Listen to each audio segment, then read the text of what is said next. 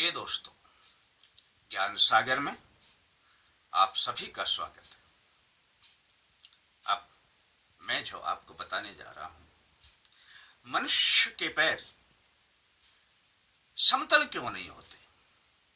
एड़ी और पंजे के बीच में आपको दिखाई दिया होगा, जो गैप दिखाई देता है, वो समतल क्यों नहीं होता। आइए आपको जानकारी देते हैं इस बारे में। आपने कभी अपने घरों में छिपकली को दीवार पर चढ़ते हुए देखा होगा। कैसे चढ़ जाती है दीवार पर। छिपकली के पंजों में, पैरों में एक लुगदी नुमा स्पंज होता है और शेष पैर समतल होते हैं। जैसे ही पैर को आगे बढ़ाकर वो दीवार से पैर रखती है, दीवार से उसके पैरों और दीवार के बीच की हवा निकल जाती है। बस इसी हवा के सिद्धांत के पीछे, इसी एयर के सिद्धांत के पीछे ही सब कुछ काम करता है और उस पैर को वो चिपकाए रखता है। अभी हम आपको बताएंगे कि यदि मनुष्य के पैर नीचे से समतल हो जाते तो क्या कठिनाइयां आती, या प्रभु ने ऐसा इसलिए किया हमारे लिए, तो इसमें क्या राज है।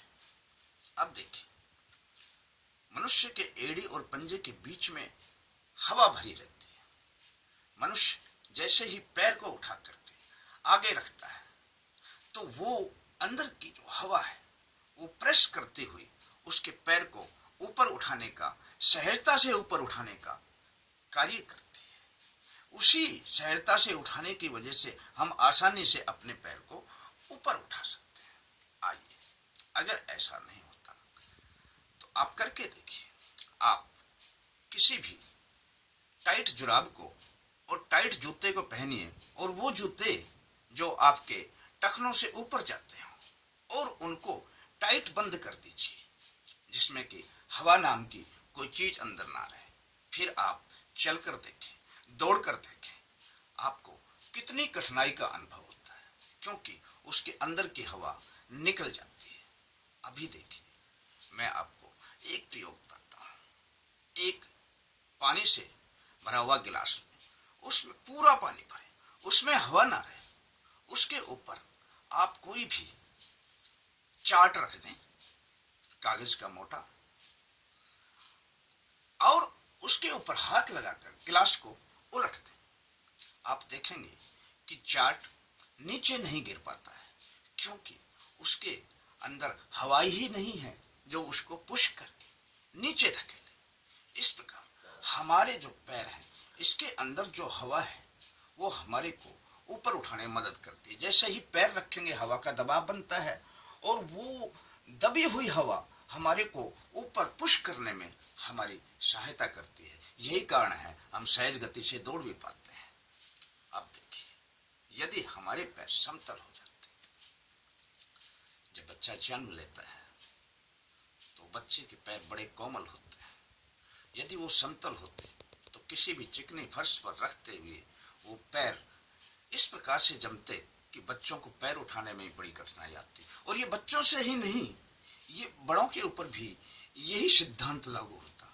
और हजारों में एक, लाखों में एक, यदि किसी व्यक्ति के पैरों का गैप धीरे धीरे कम हो जाता है, आप देखेंगे कि वो व्यक्ति जहां पे भी बैठता है वहां पर गहरा पसीना छोड़ देता है। उसके पैर ऐसे हो जाते हैं जैसे यहाँ पर किसी ने पानी डाल दिया हो। भयंकर रूप से पसीजते हैं उसको पैर, क्योंकि उसके पैरों के अंदर की हवा ही नहीं होती। अब उस व्यक्ति का लक्षण सुनिए। ऐसे व्यक्ति में त्वचा के रोग बहुत होते हैं, एलर्जी बहुत होती है। ईश्वर ने हमें इन्हीं सब गुण दोषों से बचाने के लिए, इन्हीं सब बातों से सहजता से चल सके, हमारे दोष हमारे अंदर विकृत ना हो और हमारे शरीर स्वस्थ रहे, इसी कारण से हमारे एड़ी और पंजे के बीच में गैप रखा है। और अधिक जानकारी के लिए देखते रहिए हमारा चैनल, हमें सब्सक्राइब करें।